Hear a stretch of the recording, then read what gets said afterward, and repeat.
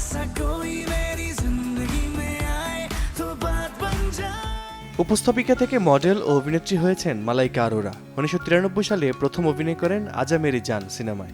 সবশেষ খো গায়ে হাম কাহান সিনেমায় দেখা গিয়েছিল তাকে। অভিনয় থেকে অনেকটা দূরে থাকলেও মালাইকাকে দেখা যায় বিভিন্ন রিয়েলিটি শোতে। पहली बार इस मंच पर she has brought sensuality, she has brought sexiness. Reality show এর বিচারকের আসনে প্রায় দেখা যায় মালাইকাকে, এজন্য ভালোই পারিশ্রমিক নেন তিনি। তারপরও নাকি অর্থাভাবে দিন কাটছে তার, এমন সংবাদই প্রকাশ করেছে ভারতীয় সংবাদ মাধ্যম।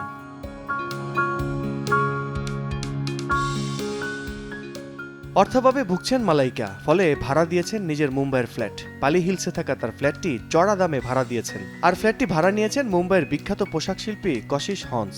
এর জন্য হন্সকে গুনতে হবে মাসে 1.5 লাখ রুপি। ভারতীয় সংবাদ মাধ্যমের খবর, 3 বছরের জন্য ফ্ল্যাটটি ভাড়া দিয়েছেন অভিনেত্রী। প্রতি বছর 5% করে বাড়বে ভাড়া। শুধু পালি হিলস না, বান্দ্রার একটি ফ্ল্যাটও ভাড়া দিয়েছেন, আরেকটিতে নিজেই থাকছেন মালাইকা।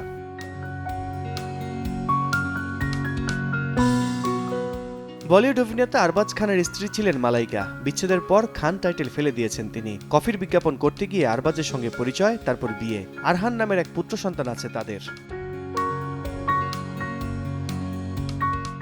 আরবাজ ও মালাইকার একমাত্র ছেলে আরহানের জন্ম হয় 2002 সালে। আরবাজ মালাইকার দীর্ঘ 19 বছরের দাম্পত্য জীবন ছিল। 2016 সালে তারা আলাদা হন। 2017 সালে তাদের আইনি বিচ্ছেদ হয়। সম্প্রতি আরবাজ খান মেকআপ আর্টিস্ট সুরাহ খানকে বিয়ে করেছেন। এদিকে বহু বছর ধরেই অভিনেতা অর্জুন কাপুরের সঙ্গে সম্পর্কে আছেন মালাইকা। আল কাসির, সময় সংবাদ, ঢাকা।